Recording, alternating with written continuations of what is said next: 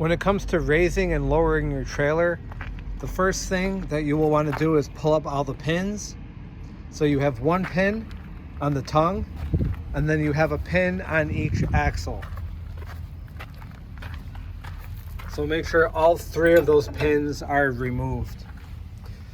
You'll also want to make sure that you take the lock off for the ADA ramp, and then you can pull the ADA ramp out. Inside the mechanical room, you have your battery for the hydraulic pump and your hydraulic pump, and then as well as the remote. After the pins are removed, the ADA ramp is removed, you can use this to raise and lower the trailer. You'd want to raise or lower the trailer all the way to the ground until the frame sits completely flat on the ground. When you're looking at the panel, the battery can raise and lower the trailer 4 to 5 times.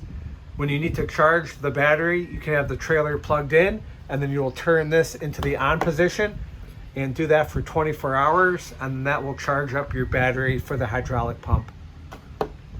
You can see much of the electrical is through 12 volt, and it's clearly labeled here.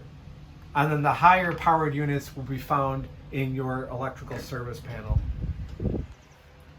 Once the ADA ramp is installed, you can put it on your handrails, and there's also a box in the back that has the bolts and the fittings for the handrails, as well as the instructions for the handrails. The ADA ramp has 3 holes, and there are 3 bolts that are either stored here, and if they're not here, as in this case, then they are in the manual binder in the mechanical room. So the trailer is lowered, you have the ramp pulled out, you would install it here with the 3 bolts, and you can use a socket and a ratchet to hook up the ramp, and then you could attach all of the handrails. Inside of the manual, you will have your bolts for the ADA ramp. That cardboard box has an adapter, so if you just wanted to run lighting, or maybe the water pump, you could use that adapter with a regular outlet to hook to the trailer.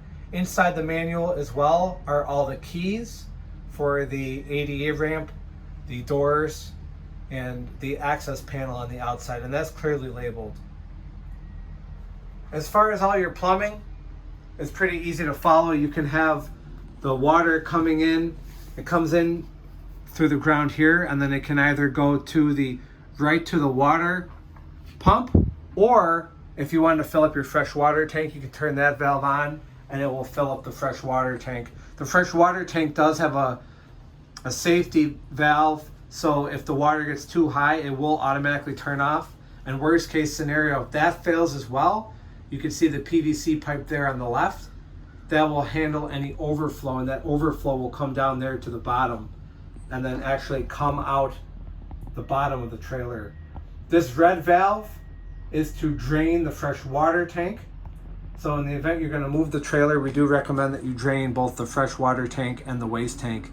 If you did want to use the trailer outside of the exterior fresh water and just use the tank, you would have the line on that's shown here.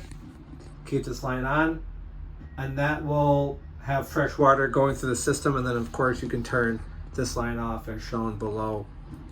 The plumbing manifold is labeled with numbers, and inside of the manual, each number corresponds to a different part of the trailer if for some reason you need to shut down a certain part of the plumbing system.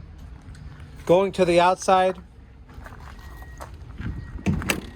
you have your fresh water here on the mechanical room side, your 50 amp twist lock for power, and then this access panel gives you access to the sight gauge to allow you to see how full the waste tank is.